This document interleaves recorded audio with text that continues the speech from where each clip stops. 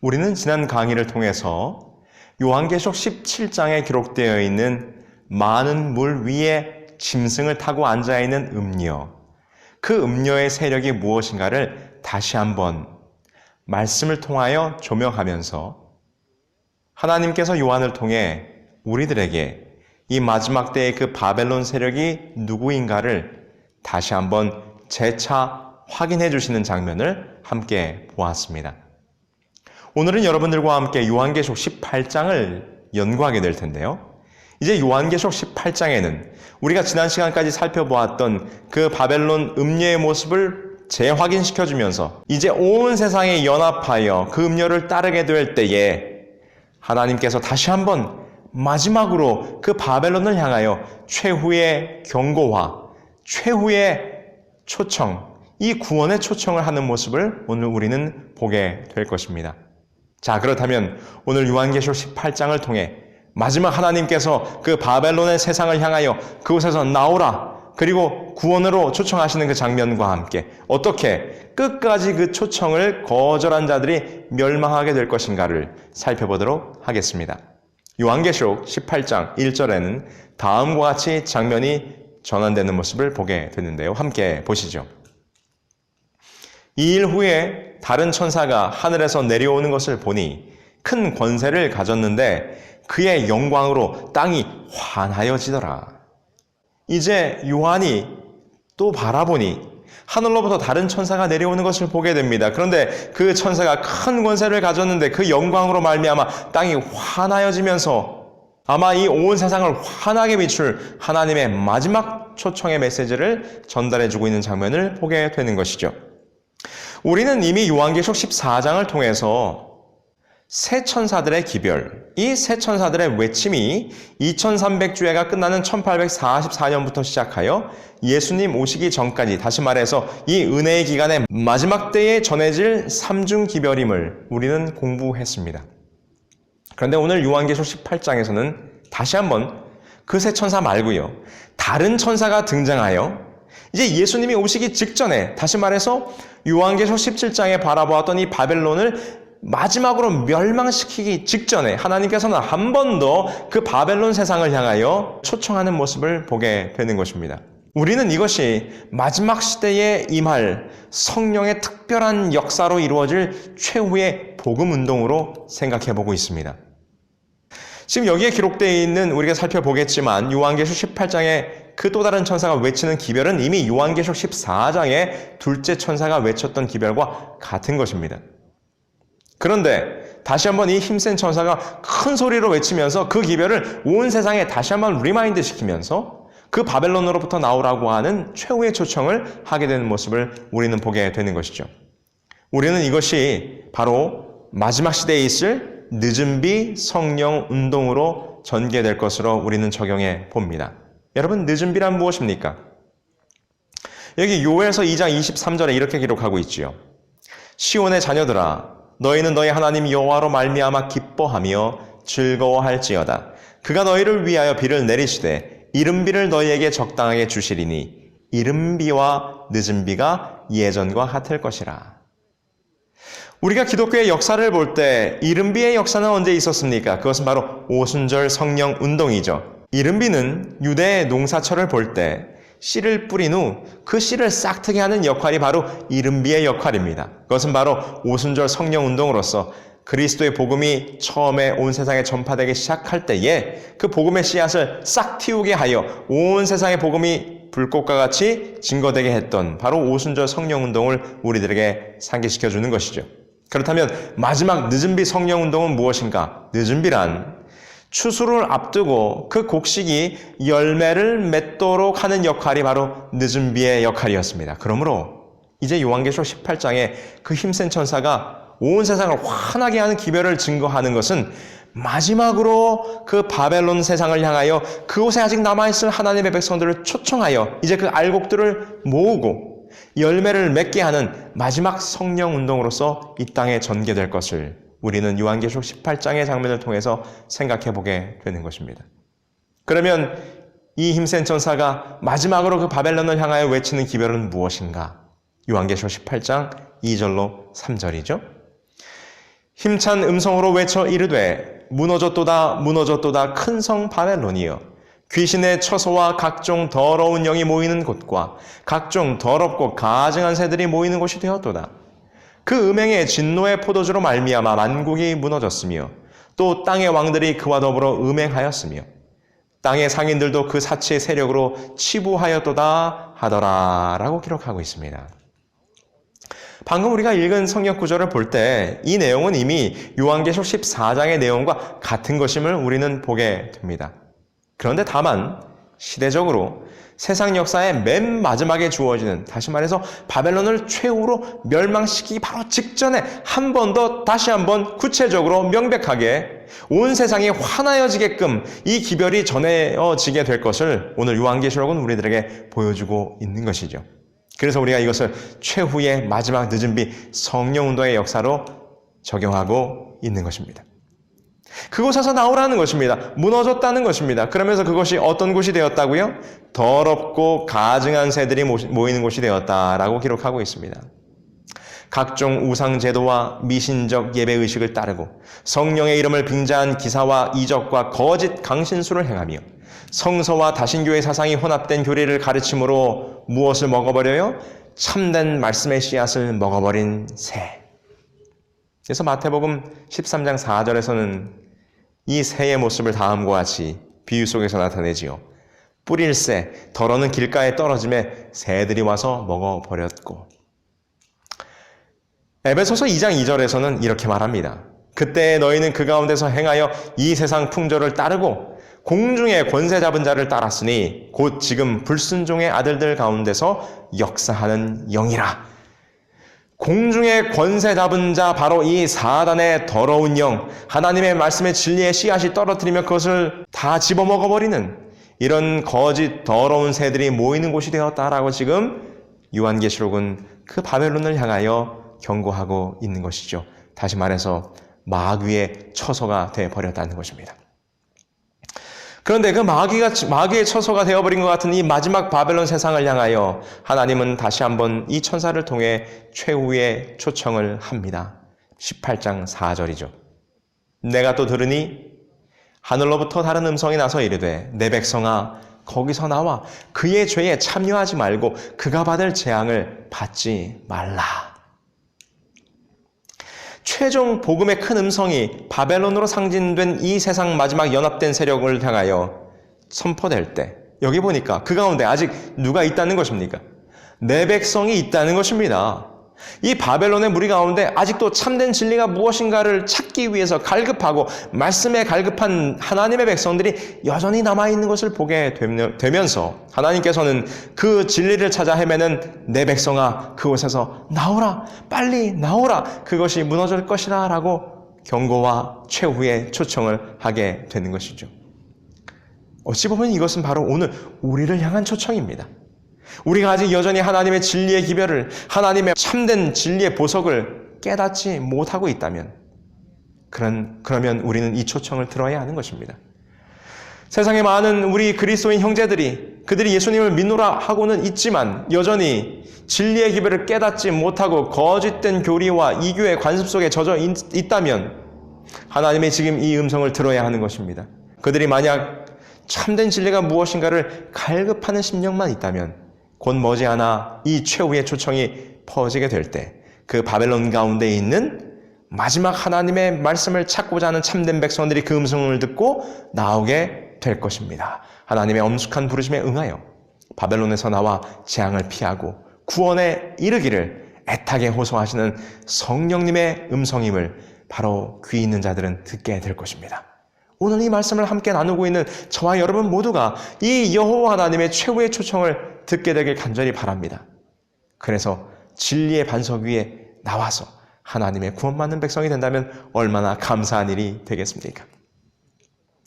이제 그런 최후의 초청이 주어지게 될 때 그 초청을 듣고 나오는 자들은 구원을 받을 것이나 그 초청을 끝까지 거절한 자들은 멸망을 당하게 될 것인데 이제 요한계시록 18장에서는 그 바벨론의 심판이 어떻게 이어질지를 다음과 같이 기록하고 있어요. 요한계시록 18장 5절로 6절입니다. 그의 죄는 하늘에 사무쳤으며 하나님은 그의 불의한 일을 기억하신지라. 그가 준 그대로 그에게 주고 그의 행위대로 갑절을 갚아주고 그가 섞은 잔에도 갑절이나 섞어 그에게 주라 라고 기록합니다. 이것은 역시 요한계시록 14장에 우리가 살펴보았던 셋째 천사의 저주가 셋째 천사의 기별의 이야기가 반복되고 있는 것을 보게 되지요. 바벨론의 죄상은 그 절정에 달하였으며 하나님께서 드디어 심판을 집행하시게 될 것입니다. 여기에 기록한 것처럼 하나님의 자비가 섞이지 않은 공의의 심판을 바벨론이 행한 죄상에 따라 적절하게 내려지게 될 때 바벨론은 멸망하게 될 터인데 이제 그 멸망의 장면이 요한계시록 18장에 계속해서 이어지고 있습니다. 요한계시록 18장 7절입니다. 그가 얼마나 자기를 영화롭게 하였으며 사치하였든지 그만큼 고통과 애통함으로 갚아주라. 그가 마음에 이르기를 나는 여왕으로 앉은 자요 과부가 아니라 결단코 애통함을 당하지 아니하리라 하니라고 기록하고 있습니다. 여기 보니까 우리가 요한계시록 17장과 연결해서 생각해 볼 때 그 음녀가 뭐라고 이야기해요? 나는 그 많은 물 위에 앉은 여왕이라고요. 과부가 아니라고요. 그러므로 결단코 애통함을 당하지 아니할 것이라 라고 호언장담합니다. 그런데 요한계시록 18장은 그 여자가 과부가 될 것이라고 말하는 것이죠. 과부가 된다는 것이 무슨 의미일까요? 이사야 47장 8절로 9절에 보면 이렇게 설명합니다. 그러므로 사치하고 평안히 지내며 마음에 이르기를 나뿐이라. 나 외에 다른 이가 없도다. 나는 과부로 지내지도 아니하며 자녀를 잃어버리는 일도 모르리라 하는 자여. 너는 이제 들을지어다. 한날에 갑자기 자녀를 잃으며 과부가 되는 이 두 가지 일을 내게 임할 것이라. 내가 무수한 주술과 많은 주문을 빌릴지라도 이 일이 온전히 내게 임하리라. 마치 지금 요한계시록 18장 7절의 말씀을 그대로 설명해 주는 것 같지요. 내가 과부가 되지 않을 것이다. 너가 그렇게 생각하지만 언젠가는 너가 과부가 되고 내 자녀들을 다 잃어버리게 될 날이 올 것이다 라고 하는 경고가 지금 이사야서에 기록되고 있는 것이죠. 그런데 여러분 생각해 보세요. 우리가 살펴봤던 그 음녀, 여러분 음녀가 원래 남편이 있습니까? 음녀는 원래 남편이 없지요. 그런데 여기 음녀는 자기 짝이 있다고 말합니다. 이 짝은 무엇이었습니까? 정치와 종교의 연합의 모습을 보여주는 것이 바로 음녀의 음행이었죠. 하나님을 떠나고 이 세상과 결탁한 세속적 권력과 결탁한 타락한 교회가 바로 음녀의 음행이었지 않습니까? 그런데 지금 그 음녀가 무엇이 될 것이라? 과부가 될 것이라. 이 말은 곧 이 연합이, 이 더러운 여자와의 연합이 깨어지고 와해되어 결국 이 여자가 혼자 되는 과부가 되어 망할 것이라고 하는 이 말씀이 여기에 기록되어 있는 것입니다. 바로 요한계시록 17장에 기록된 음녀와 연결시켜서 아주 그 비유와 예언의 모습이 잘 연결되어지는 것이라고 볼 수 있겠지요. 그러면서 이제 그 여자에게 7 재앙이 임하게 됩니다. 18장 8절이죠.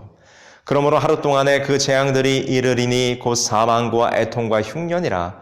그가 또한 불에 살라지리니 그를 심판하신 주 하나님은 강하신 자이심이니라 라고 기록합니다. 바벨론의 죄상에 대한 형벌은 곧 7 재앙으로 나타나게 될 것입니다. 우리가 이미 요한계시록 15장 16장을 통해서 공부했지요. 여기 보니까 근데 하루 동안 그 재앙이 임한다고 하는 표현이 나와 있는 것으로 봐서 이 7 재앙의 기간은 약 하루 동안에 이어질 것으로 우리는 생각해 볼 수 있죠. 그러면 하루는 약 1년 이내의 기간으로 이 7 재앙의 시기가 도래하게 될 것을 우리는 예언적 시간을 계산해 볼 때 생각할 수 있어요. 그래서 이 7 재앙과 함께 사망과 애통과 흉년이 그들에게 임하고 그 세력이 완전히 불살라 없어지게 될 심판이 도래하게 될 것을 지금 요한은 우리들에게 이 예언의 말씀을 통하여 다시 한번 분명히 보여주고 있습니다. 그러면서 그 여자와 함께 연합했던 이 왕들과 상인들이 어떤 고통을 당하게 될 것인가를 설명해요. 요한계시록 18장 9절로 11절이죠. 그와 함께 음행하고 사치하던 땅의 왕들이 그가 불타는 연기를 보고 위하여 울고 가슴을 치며 그의 고통을 무서워하여 멀리 서서 이르되 화이또다 화이또다 큰 성 견고한 성 바벨론이여 한 시간에 내 심판이 이르렀다 하리로다. 땅의 상인들이 그를 위하여 울고 애통하는 것은 다시 그들의 상품을 사는 자가 없음이라 라고 기록합니다. 거짓 종교인 바벨론의 가르침에 속은 모든 세상 열국 왕들이 바벨론이 무너지는 모습을 보면서 원통하고 울부짖는 세상의 마지막 모습을 보여주고 있지요. 여기 보니까 누가 애통해합니까? 왕들과 물건을 팔아먹던 상인들이 애통한다고 기록하고 있어요. 이 마지막 짐승의 연합 세력에 함께했던 모든 정치 세력들이 망하게 되고 매매를 못하게 했던 또한 경제 세력들 또한 어떻게 해요? 쇠락하게 될 것을 보여주고 있는 것이죠. 그래서 그들이 마지막 세상을 장악하기 위해서 정치와 경제와 종교가 다 연합했던 이 더러운 연합이 완전히 무너질 때 그 상인들과 왕들이 애통하는 결과를 맞게 될 것이라는 것입니다.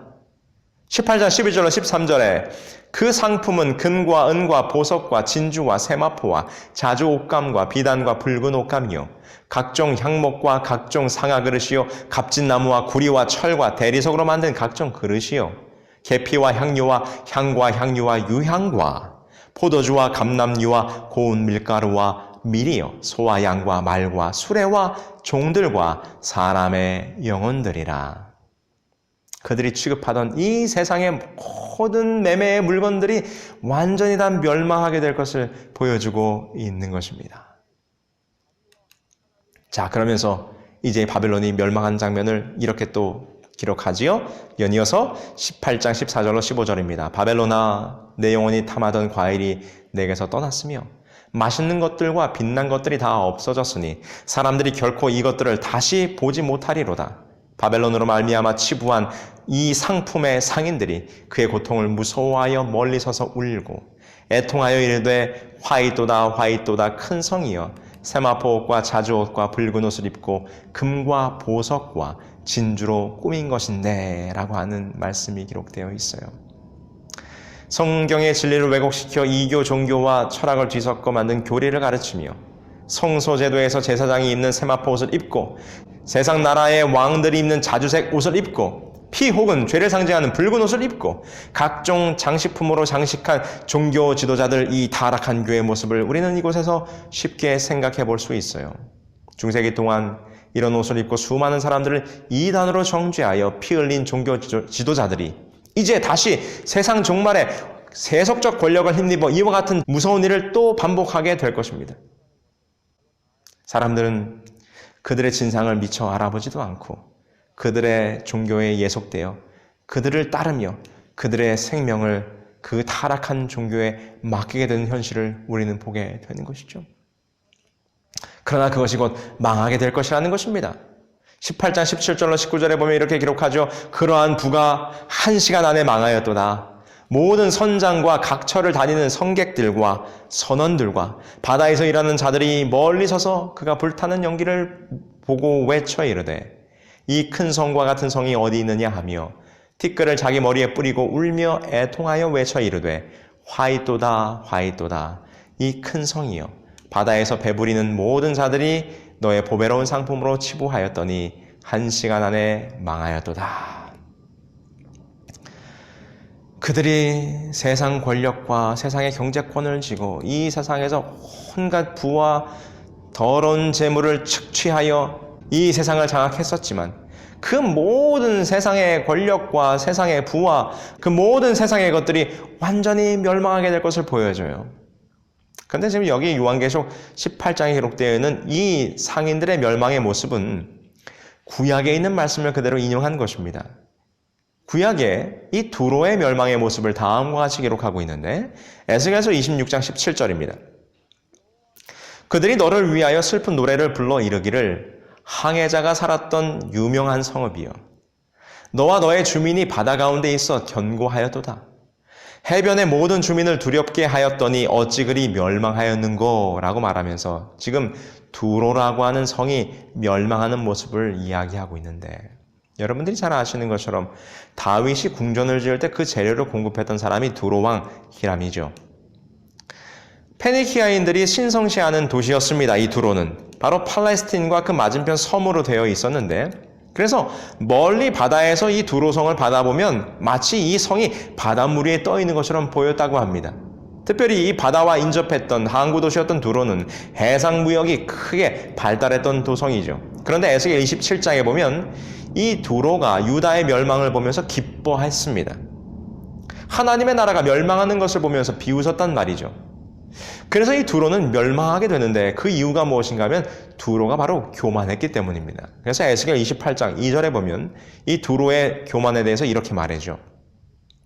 인자야, 너는 두로 왕에게 이르기를 주 여호와께서 이같이 말씀하시되 내 마음이 교만하여 말하기를 나는 신이라 내가 하나님의 자리 곧 바다 가운데 앉아있다 하도다. 내 마음이 하나님 마음 같은 채 할지라도 너는 사람이요 신이 아니거늘 이렇게 말합니다.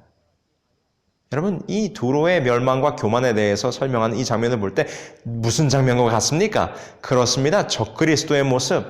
하나님의 성전에 앉아 자기를 높여 하나님이라 말하는 적그리스도의 모습, 바로 타락한 중세 로마 교황권 그 세력이 다시 부활하여 이 땅에 등장하여 세상의 경제과 정치를 장악하여 마지막 세력을 일구게 될 그 바벨론의 세력, 바로 그 모습을 지금 정확히 이 두로에 대한 예언을 통해서 우리들에게 보여주고 있는 것이죠.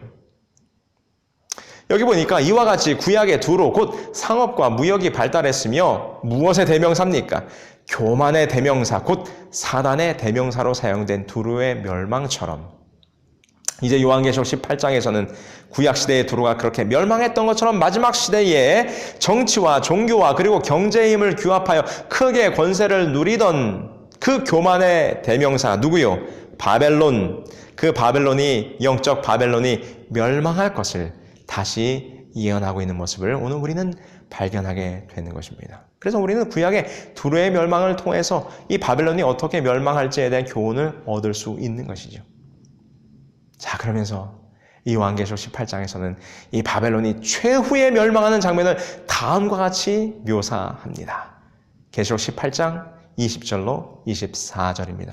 함께 보실까요? 하늘과 성도들아 사도들과 선지자들아 그로 말미암아 즐거워하라. 하나님이 이에 한 힘센 천사가 큰 맷돌 같은 돌을 들어 바다에 던져 이르되 큰 성 바벨론이 이같이 비참하게 던져져 결코 다시 보이지 아니하리로다. 또 검은 곳 타는 자와 풍류하는 자와 퉁소 부는 자와 나팔 부는 자들의 소리가 결코 다시 내 안에서 들리지 아니하고 어떠한 세공업자든지 결코 다시 내 안에서 보이지 아니하고 또 맷돌 소리가 결코 다시 내 안에서 들리지 아니하고 등불 빛이 결코 다시 내 안에서 비치지 아니하리라. 신랑과 신부의 음성이 결코 다시 내 안에서 들리지 아니하리로다. 너의 상인들은 땅의 왕족들이라. 내 복술로 말미암아 만국이 미혹되어도다. 선지자들과 성도들과 및 땅 위에서 죽임을 당한 모든 자의 피가 그 성 중에서 발견되었느니라 하더라. 드디어 힘센 천사가 맷돌을 바닷속에 집어 던져 넣듯이 이 바벨론을 깊은 물속에 집어 던져 넣게 될 때 다시는 그 모습이 보이지 않게 될 것이라고 말하고 있어요. 빛도 없고 신랑과 신부의 소리도 없고 세공업자들의 소리도 없고 그 어떤 소리도 들리지 않을 것이라고 말합니다. 이 세상 모든 향락도 즐거움도 그 어떤 것도 공장도 농사를 짓는 것도 더 이상 인간들이 그들의 삶을 위해서 영위했던 모든 활동들이 멈추어 멸망하게 될 것을 오늘 우리들에게 보여주고 있는 것이죠. 다시 말해서 인간의 역사가 완전히 끝나게 될 것을 오늘 우리는 요한계시록 18장의 마지막 장면을 통해서 이 바벨론의 멸망, 인간 세상의 멸망의 모습을 다시 한번 보게 되는 것입니다. 세상을 현혹하고 거짓된 교리로 수많은 사람들을 멸망으로 이끌게 된 이 바벨론이 결국 깊은 바닷속에 잠기면서 다시는 그 모습이 보이지 아니하는 최후를 맞이하게 될 것을 우리들에게 보여주고 있는 것인데, 그때가 되면 뭐라 그랬어요? 그들이 얼마나 하나님의 백성들을 핍박했는지, 그들의 피가 어떠했는지를 보게 될 것이다. 아벨의 순교를 선두로 하여 각 시대마다 얼마나 많은 하나님의 종들과 성도들이 이 바벨론 세력에 의하여 피를 흘렸는지를 드디어 온 우주가 보게 되고 그들이 그 심판을 맞이하게 될 것을 오늘 요한계시록 18장은 우리에게 명명백백하게 보여주고 있는 것입니다. 서기 79년 8월 24일 아침, 이탈리아 남부지역 휴양도시였던 폼페이는 최후의 날을 맞이했습니다. 나폴리로부터 12km 떨어진 베수비오산 기슭에 세워진 항구도시 폼페이는 로마 제국의 화려함을 잘 나타내주는 아주 사치스러운 환락과 향락의 도시였습니다. 베수비오산은 이따금 연기를 내뿜었지만 16년 전 폭발한 뒤로는 그때까지 아무 일도 없었습니다. 사람들은 가끔 연기를 뿜는 모습이 오히려 이 폼페이의 경관을 더욱 멋지게 꾸며주고 있다고 말했습니다. 그런데 그날 정오쯤 며칠째 계속되던 땅의 흔들림이 갑자기 거세지더니 곧 베수비오로부터 하늘을 뒤덮는 버섯구름이 솟아올랐습니다. 그리고 사람들이 미처 몸을 피할 사이도 없이 엄청난 폭발음과 함께 산 꼭대기가 갈라지면서 뜨거운 화산재와 용암이 비 오듯 쏟아지게 된 것입니다. 새들은 날다가 낙엽처럼 떨어졌고 사람들은 혼비백산하여 이리 뛰고 저리 뛰었습니다. 짐승들도 숨을 곳을 찾아 갈팡질팡했습니다.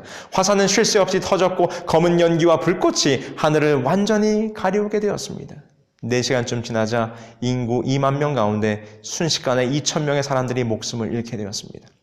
살아남은 사람들은 죽은 힘을 다해 바닷가로 달아났습니다. 이때 로마 제국의 미세늄 해군 사령관이었던 데프리니우스는 함대를 출동시켜 다음과 같이 명령합니다. 모든 배는 폼페이로 가서 바닷가로 탈출한 시민들을 구하라. 함대가 폼페이 항구에 다다르니 배 위로 화산재와 경석이 마구 쏟아졌습니다. 바닷가는 한치 앞도 보이지 않을 만큼 검은 연기에 휩싸여 있었습니다. 프리니우스는 카스텔라 마레로 뱃머리를 돌렸습니다. 그는 폼페이 시민들이 바닷가를 따라 그리로 갈 것이라고 예상했습니다. 예상대로 헤아릴 수 없는 수많은 사람들이 정신없이 바닷가로 달려가고 있었습니다. 함대는 서둘러 카스텔라 마레 해안에 배를 대고 사람들을 구조하기 시작했습니다. 그런데 바로 그때 믿어지지 않는 최악의 사태가 일어났어요.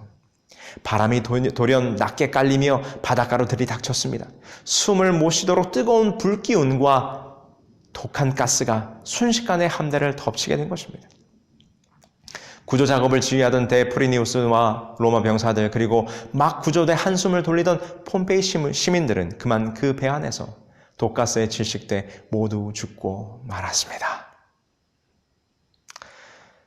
사흘이 지나자 분화가 멈추고 눈부신 태양이 다시 떠올랐습니다. 그러나 폼페이시는 한 채의 건물, 한 사람의 자취도 없이 모든 것이 화산재와 용암 아래 파묻히고 말았습니다. 화산재와 경석들이 우박처럼 쏟아졌고 유황연기가 그 뒤를 따라 도시를 덮침으로써 모든 생명을 질식시키고 말았습니다. 이것이 바로 그 유명한 폼페이, 그 폼페이 최후의 날의 모습이었던 것이죠. 우리 사랑하는 새벽 성소학교 형제 자매 여러분, 오늘 우리는 요한계시록 18장을 통하여 우리 이 세상 마지막 바벨론이 어떻게 멸망하게 될 것인지를 우리는 다시 한번 살폈습니다.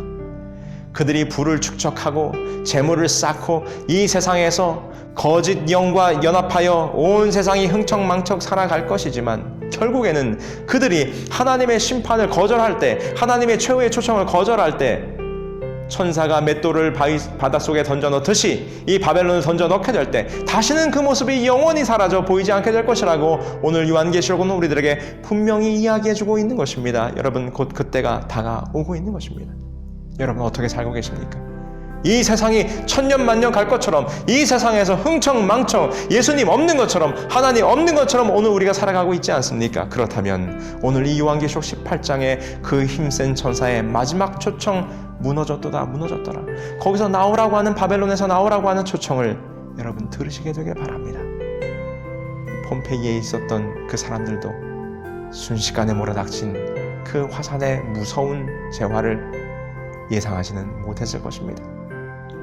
그들은 여전히 그날도 아름다운 태양이 떠오르고 아름답게 행복하게 행락을 즐기며 살 수 있을 거라고 생각했을 것입니다. 그러나 예견했던 대로 화산은 터졌고 그들은 최후를 맞이했습니다. 오늘 여호와 하나님께서 이 요한계시록의 말씀을 통하여 이 마지막이 어떻게 세상이 멸망할 것인지를 분명히 보여주셨으니 오늘 우리가 어찌해야 하겠습니까? 그 예언의 말씀을 공부하신 우리 모두는 아직 바벨론에 계신다면 그곳에서 나오셔서 하나님의 진리를 회복하시고 하나님의 구원받는 무리 가운데 속하사 영원히 멸망하는 자들이 아니요 영원히 구원받는 자들로 서게 되기를 간절히 소망하면서 오늘 강의를 마치도록 하겠습니다.